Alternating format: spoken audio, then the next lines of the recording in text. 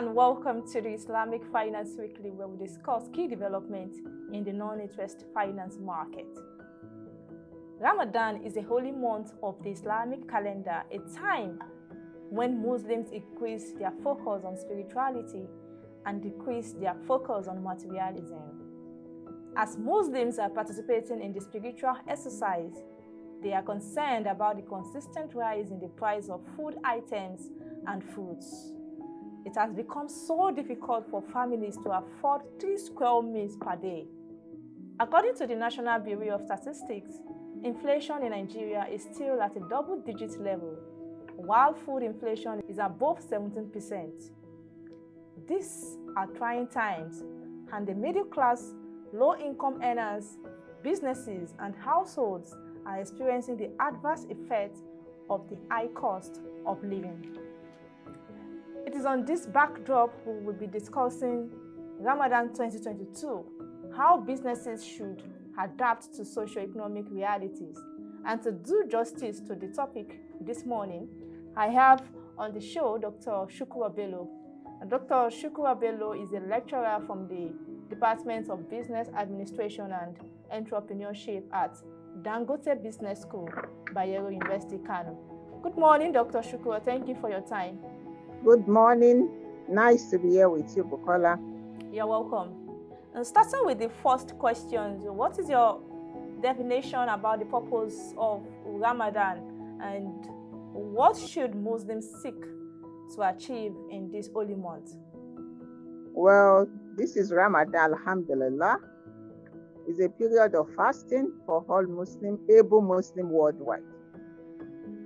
In Ramadan, Muslims are expected to abstain from food and drinks and all other things as stipulated by the shariah. In this holy month, apart from abstaining during the day from eating and drinking, we have other benefits such as the spiritual significance, we have the physical development, we have the social and economic benefits. Okay. Spiritually, in this month, people need to move closer to Allah. And socially, in the society generally, we have what you call inequality. In this month, both the wealthy and the poor, we all feel the same thing. So there are so many benefits to be derived outwise, economically, because when I don't have and some other people give me, I'll be able to eat better. Let me use the word eat better. My standard of living will be better before Ramadan. Thank you very much, Dr. Shukura. Recently the Sultan of Sokoto, in recent message during the Ramadan season, urged businesses to avoid the tendency of exploiting Muslims through the hike in their goods and services. What is your take on this? In Islam, we have a laid down rule that guide whatever we do. But I would say maybe due to the poverty level and the greed in the society, most marketers or the business people increase the price of products. What I would say personally is that if you have the real knowledge about Islamic trade, what trading is in Islam, I think marketers at this month, we even prefer to discount their products rather than increasing the price. Why? Because that discount will serve as a sadaqah. They are going to use it as a sadaqah to give to the less privileged, especially staple food items. If we really have the knowledge, most people go into business, they know what is it about the economic aspect based on what we have convention. But Islamically, many business people, they don't have the knowledge. I think knowledge is key. When we have the knowledge, we should know that this is Ramadan. You don't put hardship on others. It's better you do things that will give you reward. At the same time, you help your brothers in the society. The business of Ramadan is not for people to make millions in a non-permissible way, but to do business in a shariah compliant way. That's the aim of business of Ramadan. Let me give you an example. Sorry.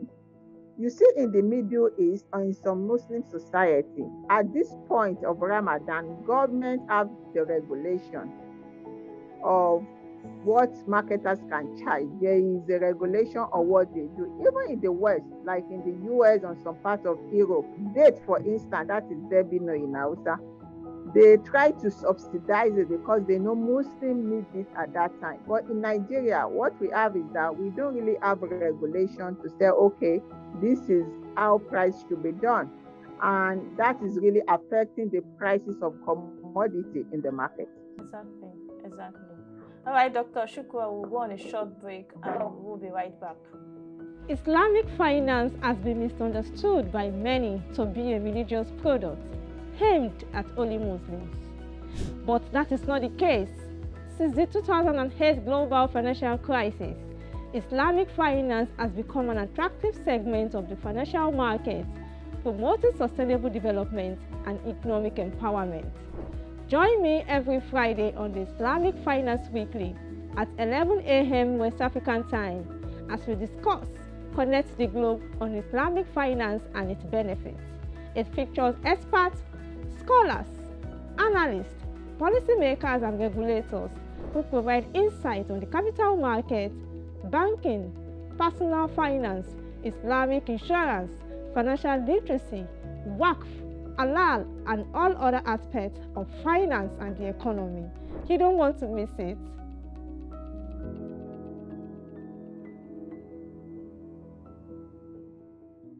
Welcome back. So, Dr. Shukurat, Ramadan is a time for prayer, contemplation, and charitable work. During the period, Muslims cannot eat, drink, smoke, or even chewing gum during daylight hours. So, what will the fasting month of Ramadan mean to businesses in terms of productivity and performance? Productivity and performance are two different things, though they are both talking about sources of business. If you are talking about productivity, we can relate it to input, effort, and output. While performance is the overall success of that business. In terms of productivity, I may say, because of fatigue or maybe loss of strength in some people, productivity may reduce.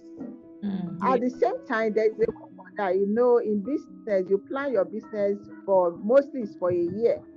If we know that Ramadan is coming, we should have planned that is either we work overtime before Ramadan or we allow our employees to work overtime after Ramadan so that we can bridge that gap. Mostly some Muslim community employees leave early during Ramadan. And we can also improve the work condition of service, maybe increase their welfare, give them break when the need comes. When people are tired and they have break, I think they will have more energy to do the job. To me, even some sectors, you can even see that production increases. Let me give you a simple example. In bakeries, bakeries work more during Ramadan.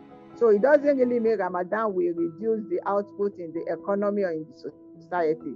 We should have planned. We have to plan strategically to achieve the output we needed. During the Ramadan, economic activities, especially for food businesses, reduce during the day and pick up in the evening. Okay, it's reduced in the day because no market, there's no one to, let's take Meko, say like the woman selling akara on the roadside. If she has a population, the majority of her customers are Muslims. In the morning, no one will buy, but in the evening, the output she's going to have will be more in the evening than in the morning. And in terms of performance, employee performance, like maybe because of Ramadan, people will not go to work. It's not necessarily because in Ramadan, people believe that whatever they do, they should do things better than when it's not Ramadan. So you want to earn a wage or a salary and you are not working for it.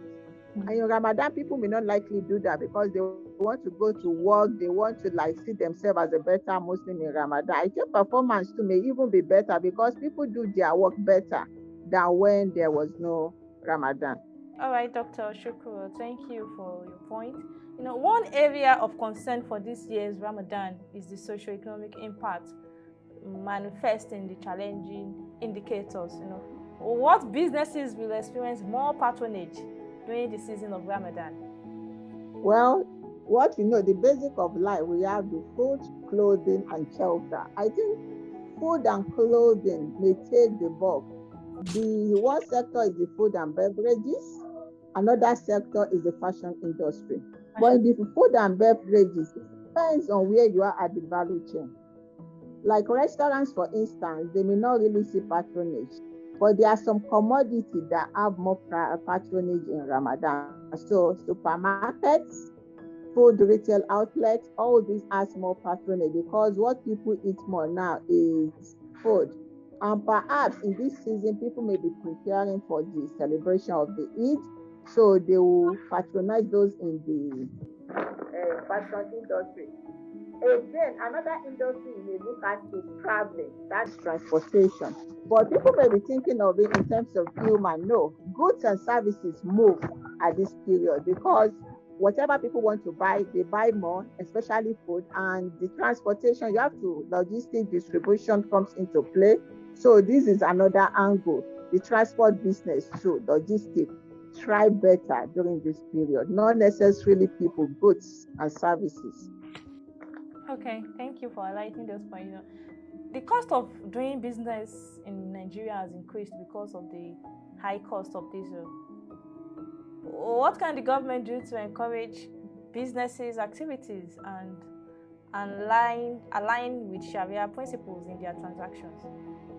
Muslims generally, we are encouraged whatever we are doing because Islam is a total way of life. We have to do whatever we are doing in accordance with the Sharia. But because of the society we find ourselves in Nigeria, for instance, we don't really have a law that backs us transactions. But government at maybe local level, at the state level, they may really encourage maybe manufacturers, traders to do things in accordance to Islam. One thing they need to do is that there should be maybe incentive, since prices of things are going up, the diesel is high, transportation is high. And one thing we should not forget is that most of the things we consume, they are commodities, agro commodities. They are from the villages. And we know, coupled with the hike in price of fuel, we have this insecurity in the country now. So we should see the system as a whole, not in isolation of other things. If fuel goes up, farmers cannot even go to the farm. Those that are planted cannot harvest their products. Those that harvest cannot take it to the market because there is insecurity and there is high cost of those products. And some of them may even get spoiled. They may not even get to the market because of the delay in transporting them. So what government can do is that it's from the grassroots, right from the farmer. Do they have the incentive? Do they have the adequate security to do their business without fear or anything? At the same time, when we are transporting, there should be a system that anything that is basic in the society, food, basic item, we should have some incentive, even in transporting them to the final consumer. Government should be able, in doing that, I think this hike in price, people adding money will not be there. At the same time, we need education. That's number two. If you don't have knowledge of what you are doing, you may fall into error. Some of the traders, they don't have the knowledge of what they are doing. They don't even know what Islam says about some things. Let me give you a simple example. If you are talking about weight and measures in the market, if you go to the market now, you will see a bowl, maybe they call it a mudu for measuring grains. You'll find out that that bowl has different sizes. You may get up to 5, 6 sizes of one single bowl. An ordinary or an informed consumer may not really know. So what we need to do is that we need a lot of education. Why are we still using different bowls? Why can't we use scale? Scale that are not tampered with, because you know some people tampered with scale too. Why can't we use scale? So we have to move with the trend in the world now. Educate people, bring new things to the market so that people will get to know their duty as Muslims, what is right and what is not right. Definitely, Dr. Shukurat, Bello, thank you very much for those points. Also the government's best interest is in keeping a healthy economy is by ensuring that there is an enabling environment for small and large businesses. So also businesses must align with Sharia compliance principles and Market sellers should avoid taking advantage of the Ramadan to hike the price of food, items, and services prohibited in Islam. Thank you so much, Dr. Shukurat Bello, for talking to us on the Islamic Finance Weekly. Have a wonderful day. Thank you. Thank you for having me. Assalamu alaikum. Wa alaikum salam. Bye-bye. Bye. Yes. And that will be all for today's session. Connect with us on www.socialng.com for more updates on Islamic finance. Watch the Islamic Finance Weekly videos on Web TV Banking channel. You can also follow us on our social media platform displaying on the screen. Many thanks for watching. Please stay safe and see you next week Friday for another episode.